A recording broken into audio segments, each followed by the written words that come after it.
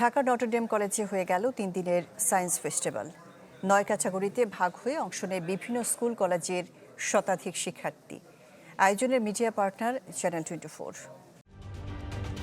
ঢালাইয়ে দৃঢ়তা, নির্মাণে নিশ্চয়তা, প্রিমিয়ার সিমেন্ট, ঢালাইয়ের রাজা। 70 বছরে পদার্পণে নটরডেম সায়েন্স ক্লাব এবার। ঢাকার নটরডেম কলেজে হয়ে গেল 3 দিনব্যাপী সায়েন্স ফেস্টিভ্যাল। কলেজটির সায়েন্স ক্লাবের 70 বছর পূর্তি উপলক্ষে হয় এই উৎসব। আয়োজকরা বলছেন, এবারের উৎসব হয়েছে প্রতিযোগিতামূলক।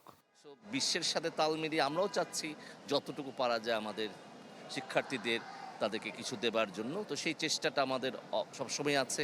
আমাদের কলেজ যতগুলি ক্লাব আছে সবাই সেভাবে চেষ্টা করে। তো আমরা চাচ্ছি সবাই মিলে একসাথে আনন্দের সাথে বিজ্ঞানকে শিখতে। সায়েন্স ফেস্টিভ্যালের মূল আকর্ষণ ছিল প্রজেক্ট এক্সিবিশন, যেখানে শিক্ষার্থীরা তুলে ধরে মৌলিক উদ্ভাবন।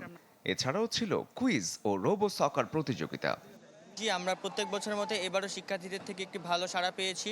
শিক্ষার্থীরাও আমাদের বিজ্ঞান মেলাটি অনেক ভালোভাবে উপভোগ করছেন। এবার আমাদের ৭০তম জন্মদিনও, সেটা উপলক্ষে এই ফেস্টটা। তো এটা সাধারণত স্পেশাল, এই কারণে তো স্পেশাল হয়েই আছে। এমন বিজ্ঞান ভিত্তিক আয়োজন শিক্ষার্থীদের সমস্যা সমাধানের দক্ষতাকে করেছে আরও শানিত। আমাদের প্রত্যেকটা বাই প্রোডাক্ট হচ্ছে ইউজফুল এবং প্রত্যেকটারই কমার্শিয়াল ভ্যালু আছে। এই রোবটটা মেইনলি 10 to 15 মিনিটসের মধ্যে বোরওয়েলের ভিতরে গিয়ে বাচ্চাটাকে রেস্কিউ করতে পারবে।